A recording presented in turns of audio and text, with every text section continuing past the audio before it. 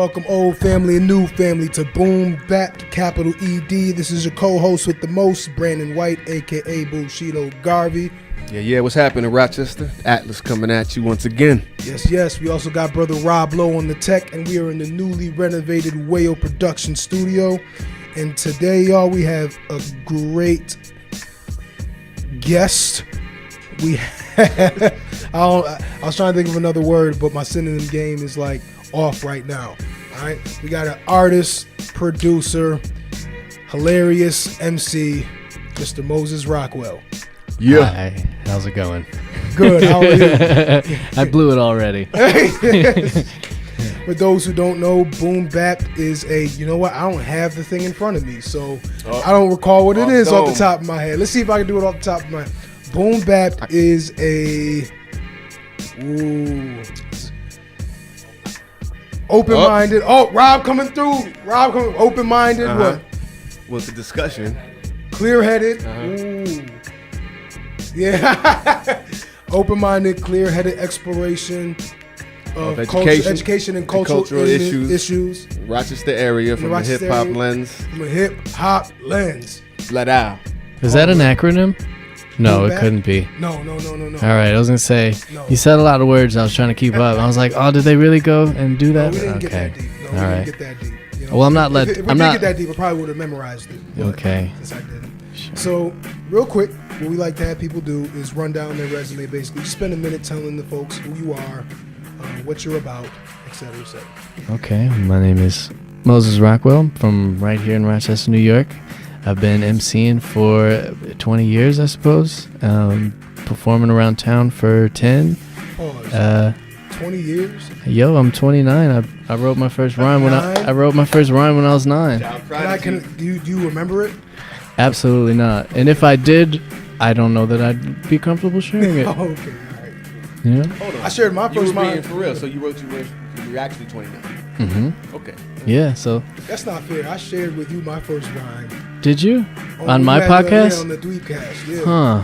Well, I can guarantee it wasn't as good as that, so. No, you don't know. I think fair's fair. Okay, carry on. Why? Put your shirt back on.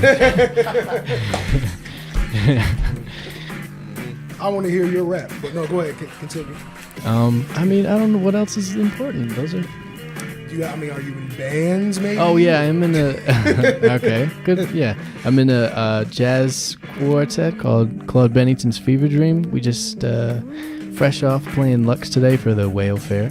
Yes. We've been probably assembled for nearly 3 years, I think, and I really love it. You know, get to say raps for a couple minutes and then listen to those guys solo, and I couldn't think of a better situation for me where I'm at in my creative journey. You know, For sure. Yeah. I just want to be entertained.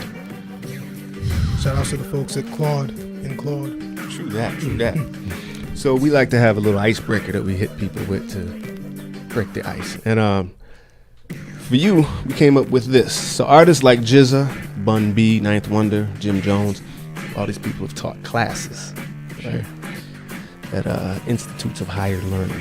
So if a university called you up right now to teach a course, what course would it be and why? Oh my, I don't know that I'd be comfortable teaching anyone to do anything. I don't mean to cop out of the question. I don't know. I mean, rapping is the only thing I am good at, so I guess that'd be the only thing I'd be qualified to teach other people. Would you want to teach a 101 level course, or would you want to teach the graduate students? Oh, I think I'd be starting from square one. All right. Yeah, so right. I guess that's 101. I've been very removed from the school thing for a really long time. I think 101 just means from the basics. Yeah. Okay, definitely 101. Word. Okay, fair enough. So, in listening to your music, it's clear that you have an affinity for wordplay. You just said that the only thing you're good at is rapping, which we could debate that because you're also a good producer too. But it's clear that you really love wordplay and MCing, right? What was your relationship with your high school English class? Like, did it foster it, or was you rhyming like something that was totally disconnected from, you know, what your passion was? Unfortunately, because there should be an overlap. But. Yeah. You know, I don't know that I've ever been a good student, but I do know that I was very lucid to what I was taking in English classes, because I knew that I'd be applying it to this thing that I really care about. So like, I won't say that I was crushing it in English class, but like when it came to like creative projects, I was kind of doing it up. I remember like having my stuff read aloud. You know, when they like find the one they like, you remain anonymous, but you're sitting there like grinning like the Cheshire Cat because you like wrote some ill stuff. That's part of my experience in school. Yeah. Do you recall what kind of assignments like that was, for example? Just like stories and stuff. Yeah, mostly. I wrote a story, like a rap story, like about what my relationship with rap was, and my teacher, Miss Williams, was psyched about it. Nice. Yeah. That's what's up. You ever been in any straight up like just MC crews? You're in the Claude Bennington now, but you ever? No, I don't know that that's the kind of camaraderie that I've ever got to enjoy, and I'm very envious of it when I see it. I've always been like the only rapper in my crew, kind of. So and there's 2 MCs in our band, and that's like, I really dig that, and I really respect him as an MC. You know, Gary. Yeah. It's Shout just out to Gary. definitely. It's always been kind of difficult for me to find MCs that I've meshed with, because I have just a very strange way of going about it, I guess, is a fair way to describe it. That's pretty fair. But Gary and I side by side. Thanks, Brandon. Gary and I side by side. It just works some way. I don't know. No, it's a great tandem. It's a really great tandem. Cool. Yeah. So speaking of Claude Bennington's fever dream, to be precise. So a number of the members there are either graduates or are at Eastman. Right. Talk a little bit about the role that you feel formal education plays in making music. Well, getting out there. I guess I could only speak on their behalf. We have our bassist Ryder Eaton is a Eastman graduate, and our drummer Matt Bent is also an Eastman guy, and they're both, I guess, quote unquote classically trained. And I think they've somehow developed their own techniques along the way too, but I know that how can I word this? It is interesting to be around musicians that are classically trained and got to be educated in that way, because like I definitely wasn't, and I don't know, it definitely brings something to the table that wouldn't be there had they not gone through that. I don't know, I think that'd be a question for them more so than me, but it is really cool, like just from being associated with them, get into like, not experience it obviously, but be around it, and just like the vibe of like all these kids are in this building like getting bashed in the head with musical education, and it's incredible, When you kind of salty about it, like oh man, I wish Mom Dukes would have just like shoved a sousaphone in my lap when I was a little kid, or whatever, anything. You'll be the first hip hop sousaphonist. No, there's a sousaphonist in the Roots, man. He goes by Tuba Gooding Jr. Right. And it's not a tuba. Yes. I sound like Arnold how come wasn't Schwarzenegger. Not a tuba. Sousa Gooding Jr. probably would have been more fit if he was a sousaphonist. You know what? I won't argue with that. I think you kind of just answered my question. What you just said was it reminded me of that James Brown documentary on Netflix called Mr. Dynamite. And James wasn't like classically trained in anything, but he had all these monstrous instrumentalists behind him that were, but he never had a complex about it. He was just like, you know what, like he was I'm wild musical, band. man. Yeah, he was. I'm glad you said that, because I definitely do have a complex about it. I'm a very like needy, self-conscious person in this regard, but like sometimes I'll just be listening to them play and I'm just like, man, I don't know if I belong here, because they like, they've really dedicated their lives to this thing, and it's not that I haven't, but like I don't know, I just feel kind of out of place. Like I don't know that I'm on that level, you know. In rehearsals with you guys for Doomsday and Dilla Day, I've definitely had those similar thoughts kind of travel, but then it's intimidating. Yeah, but then we're not even there. Even as MCs. That's what I'm saying. That's Like I had to check interesting. myself and be like, I mean, you know, Phil is awesome, and I probably couldn't do what Phil does in 30 years. But Phil if I can't do asked what we him, do. yeah, Phil like can't do if what I we asked him to write a 16, you know, what's gonna come out, Sure. right? And I'm not going there pretending like, yeah, you know what, like, yeah, I know all about your minor, major keys and chords and whatnot, right? I don't go in. I just go in there as an MC with what we know how to do, right? So that kind of, you know, realigns my confidence. Also, I think they admire us in the same way, kind Yes. of, you know. Yep. Because of your because of how good you are at your craft and the obvious attention that you put into your craft, you're saying? Well, I won't say that. I just know that the way I admire them for what they do, they probably maybe like internally are like, oh man, this is cool that we get to do this thing that we don't really have a background in, you know. Yeah. As you get older as an MC, do you feel like there are new things that you have to learn? I mean, yeah, my brain is completely different than it was when I first started, or even like a decade ago. How so? I think the biggest thing is like the cultural awareness of like how being like a non-black MC, what role I'm playing, and like how I need to prioritize it, just to make sure that while in the world of rap, that I'm more focused on contributing and not so much on what I can get out of it, which has kind of always been the case for me, because it's just a thing that I love so much. But yeah, I don't know. I know that like for the first several years I was unaware of that and and like where I belong, where I could fit in this thing that is so much like bigger than me as a dude. And yeah, just to make sure that whatever I'm bringing to the table, what I need to be focused on is like, how am I making rap better, not like what can rap do for me, because you know, I think that's the first thing that comes to mind. I hope that answers you. And so do you try to use as your compass in terms of making rap better the integrity of what you're doing, or like what's the barometer for if an action you're taking is making rap better?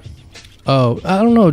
I'm not really sure, but I know that sometimes I'll watch guys that look like me do this, and it just feels in my body like, oh, I don't know that guy's like doing right by this as a culture. Mm-hmm. You know, I can't say if I'm doing the right or the wrong thing, because I don't know that I have an understanding. I just know that, I don't know, it's just it's a feeling you get, a vibe you get. Like, I don't know that guy really cares about this. You know, sorry, I'm getting emotional. Fuck. No, that's real. That's I was not expecting you to go that route with that question. But I'm so glad you did. And I'm so glad you did. Yeah, I definitely thought you were going to be talking more about like the technical elements of the craft. Oh, but we like can in terms talk of about like that all day. No. Yeah. Let's stay here. This is Okay. great. This is important. This is important stuff. And I even find value in what you're saying in terms of it being hard to identify with words about how you know, and it's just this sensation of what's irresponsible contribution and what's responsible. What's irresponsible, I guess, taking, and responsible versus responsible contribution, right? And I'm trying to think about it. Do you think that authenticity, from your perspective, is a key piece of that responsible contribution? Yeah, and it's also maybe the most valuable. Like, maybe my experience is different than yours in a lot of different ways. So like, what I don't know that I would be doing right by rap if I was not telling the truth about, like, you know, who I am as a person and what it's like for me, X, Y, and Z, you know. So yeah, I think authenticity is like key. Yeah, it's probably what you just said. Well, yeah. Can I just repeat? No, for sure. But you elaborated. You elaborated. Okay. You elaborated. Yeah. I don't know, because I think when I think about all your music, I don't recall one moment where I was just like, this dude is fronting. Oh, You know, yeah. and you know, like that, and that's something that even the most authentic of us can get caught up in, right? Like in terms of saying something a certain way or saying something where it's just like, is that really you, right? And I think that that's extra important for, to your point, so like an MC that is not African American or black or whatever term we want to identify as, or whatever, you know, because you know all of us identify as different things, but I think that's a really key piece. You know, you're nerdy, Yeah. right? And you make that clear. And you also don't try to. I'm actually very offended by this accusation. Somebody who names their I'll be project leaving now, thank you. like it has 3 parts of them. I have a hard time believing you'd be offended by that. But like there's an authenticity about who you are, what you are. I don't feel like there's been this, and we talked about this too, this bandwagonism around like consciousness and being woke. You know what I'm saying? Like fetishizing. Yeah. The woke thing. yeah, exactly. That's You a know, real bummer. yeah, it is. Because what are you gonna do when this trend runs out? You're just gonna stop caring about things? exactly. You know, and some non-black MCs do that. You know, and they feel like that has to be there.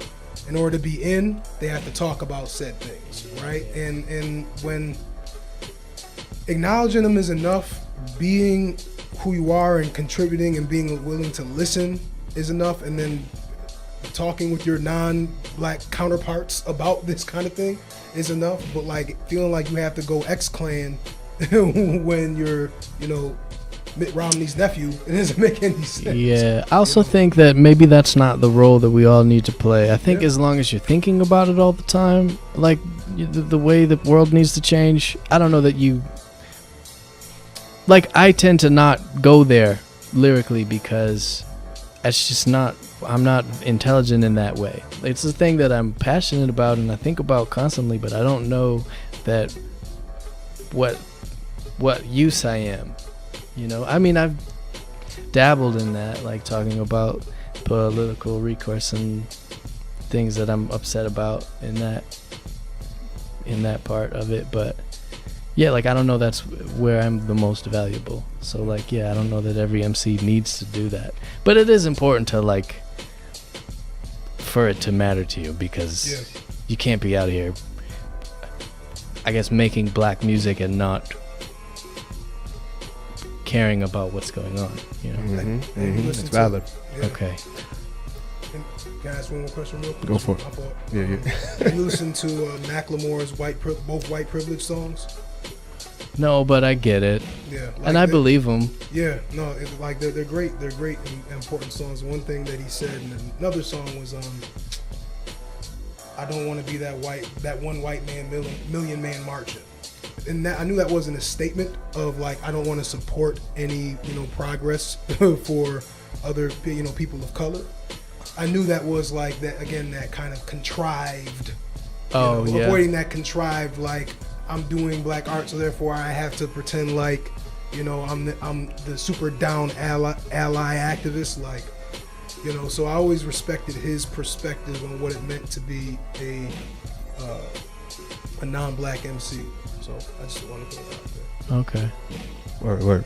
So I think it's fair to say that you probably fly under the radar a little bit for someone who is as deep into their music as you are deep into their career. And I mean, you've been hustling, you've been making moves with this music for a minute now. Yeah, it's tough to find your footing if you're not doing anything in a conventional way, you know. Like I don't think that I'm like the most like subversive, abstract, you know, struggling artist thing out, but like, yeah, it's definitely hard to find an audience if you're like trying to do something unique.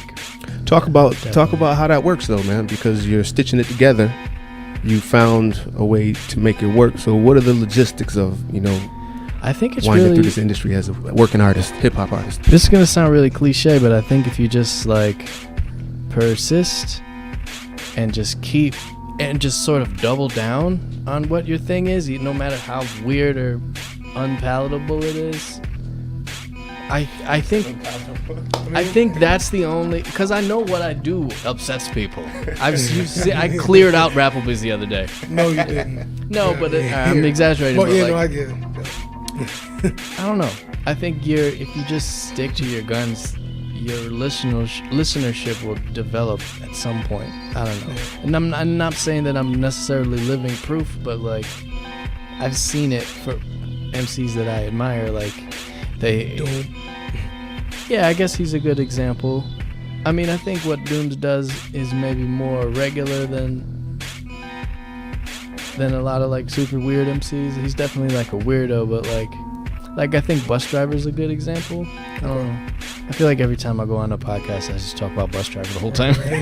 But yeah, like if you go see him, you're just like, all right, this is a lot. This is so much of what it is that no one is out here hot or cold in this. They either love it or don't want nothing to do with it. And I think that he's a good example of you being able to develop a listenership by just like sticking to your guns and not really, because you don't want to be the underground MC who like goes out of his way to make like a commercial record and then miss that audience too, and now you've alienated your people and made this thing that the commercial audience doesn't want, so now you're essentially making music for no one.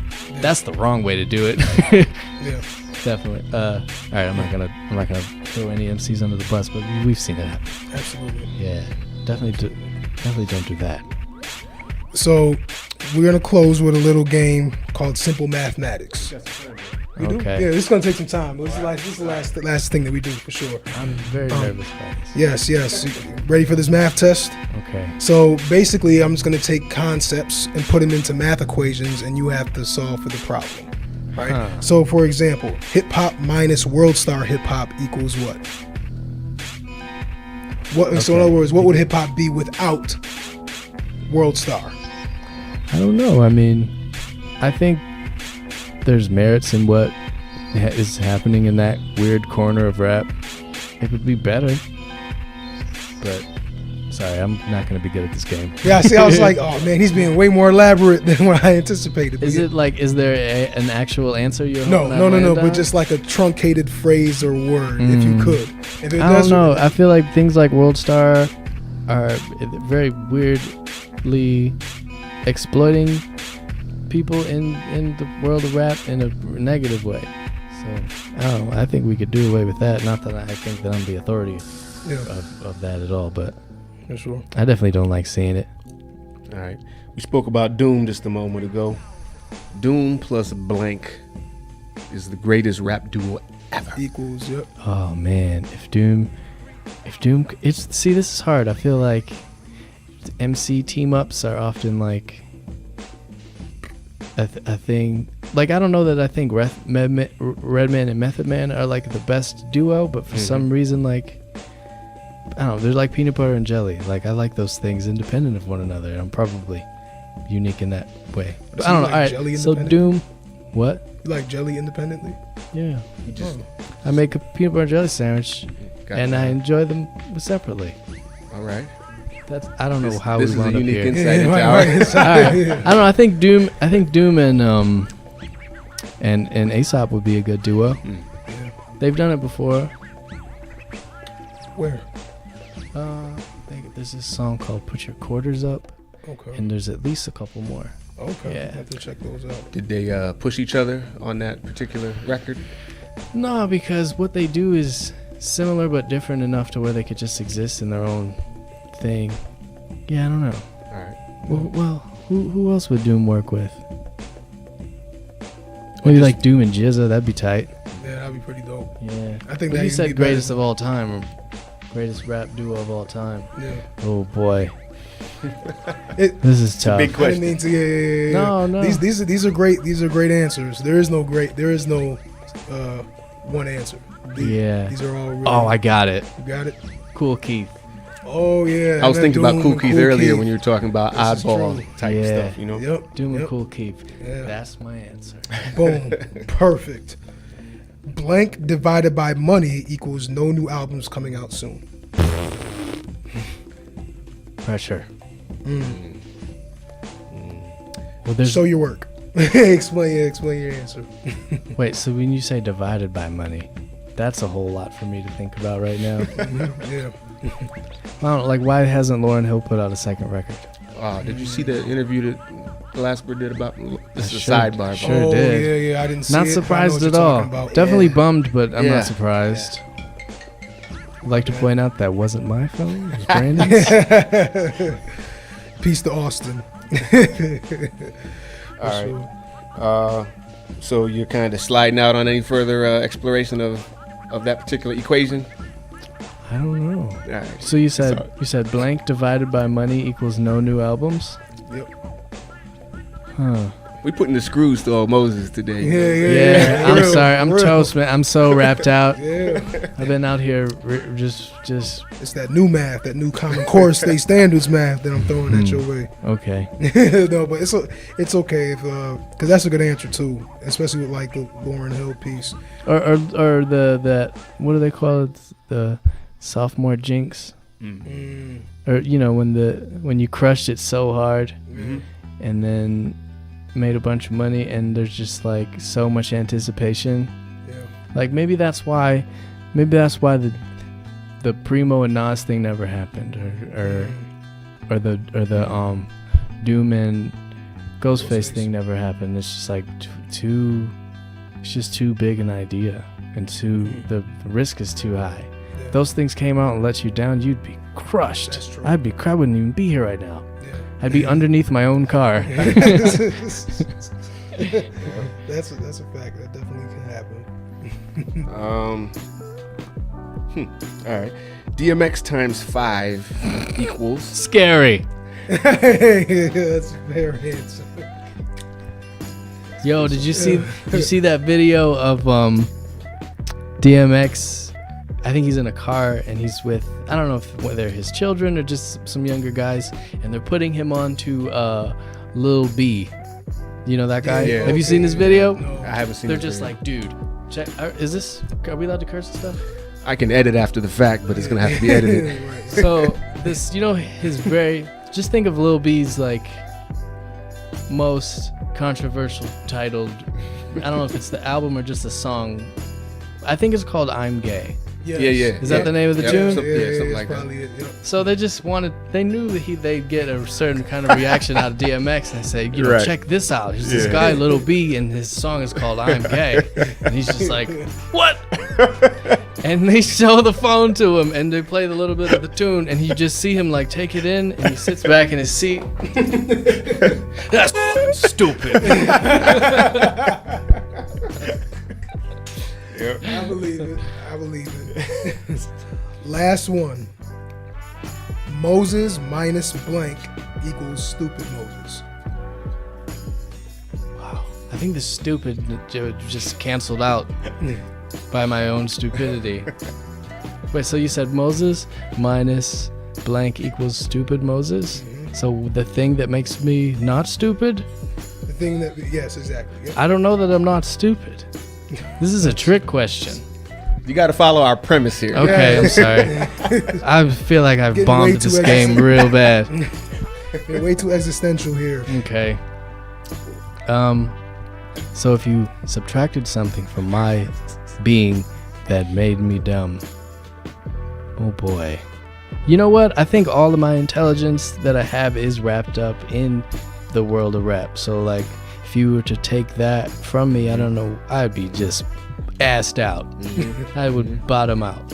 Respect that. So that's really, I owe any little bit of intelligence I have to being introduced to rap. We got just a couple minutes left. I think time for one last quick question. What before we get into our closing, what does it mean for you to make it as an artist?